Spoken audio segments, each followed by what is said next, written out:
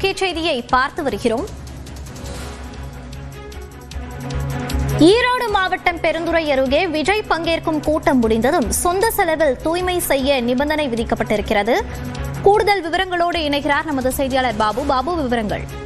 வணக்கம் லாவண்யா. அதாவது தமிழக வெற்றி கழகத்தின் தலைவர் விஜயின் மக்கள் சந்திப்பு பெருந்துறை அருகே உள்ள டோல்கேட்டில் வருகிற 18ஆம் தேதி நடைபெறுகிறது.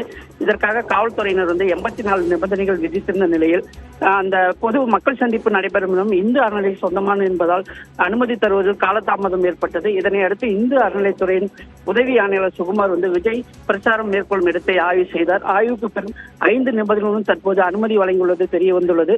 அதாவது கூட்டம் நடைபெறும் இடத்திற்கு 50,000 ரூபாய் வாடகையும் டெபாசிட்டாக 50,000 ரூபாயை செலுத்த வேண்டும் என்றும், ஒலிபெருக்கி வைத்து கூட்டம் நடத்த காவல்துறையிடம் உரிய அனுமதி பெற வேண்டும் என்றும், கூட்டத்திற்கு வருபவர்களுக்கு குடிநீர் உணவு பாதுகாப்பை வழங்க வேண்டும் என்றும், மேலும் கூட்டம் முடிந்த பின்பு பிரச்சாரம் நடைபெற்ற இடத்தை சொந்த செலவில் தூய்மைப்படுத்தி தர வேண்டும் என்றும், அதன் பிறகு அந்த இடத்திற்கு எந்த விதமான உரிமைகளும் கோரக்கூடாது என்பதை வலியுறுத்தி 5 நிபந்தனைகளுடன் தற்போது அந்த இடத்திற்கு இந்து அறநிலைத்துறையினர் அனுமதி அளித்தனர்.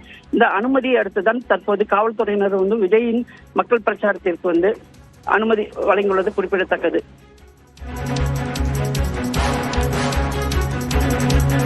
விவரங்களை பதிவு செய்தமைக்கு நன்றி பாபு.